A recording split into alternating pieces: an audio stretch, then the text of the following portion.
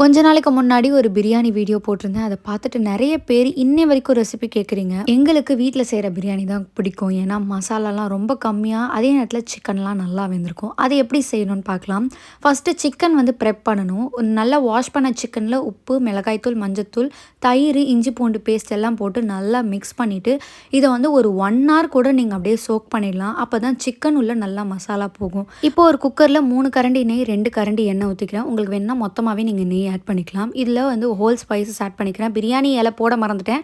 அதுக்கப்புறமா தான் நான் போட்டேன். உங்களுக்கு வேணும்னா ஃபஸ்ட்டே போட்டுக்கோங்க. இதில் வந்து 2 பெரிய வெங்காயம், அதுக்கப்புறம் பச்சை மிளகாய் ஒரு 4 போட்டு நல்லா வதக்கிட்டு, அது வதங்கினதுக்கப்புறமா 2 டேபிள் ஸ்பூன் இஞ்சி பூண்டு பேஸ்ட் போட்டு நல்லா வதக்கி விட்டுக்கோங்க.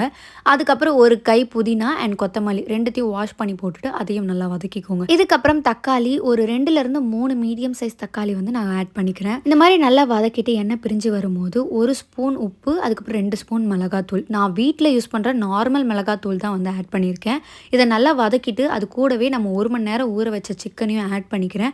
ஆட் பண்ணி நல்லா மிக்ஸ் பண்ணி விட்டுட்டு இது கூட ஒரு டம்ளர்னா 250 ml அளவுக்கு தண்ணி நான் ஆட் பண்ணிக்கிறேன்.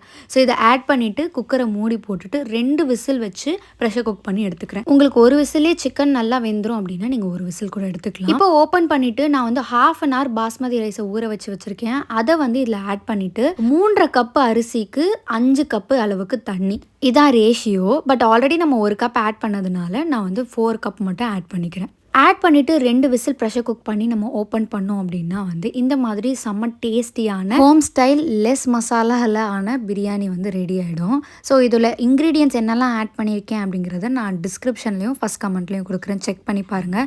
கடையில் சாப்பிட்ற பிரியாணிலாம் ரொம்ப மசாலா ஜாஸ்தியாக இருக்கும், சிக்கன் வெந்திருக்காது, அண்ட் சிக்கன் உள்ளெல்லாம் மசாலாவே இருக்காது, ரொம்ப பிளண்ட்டாக இருக்கும்.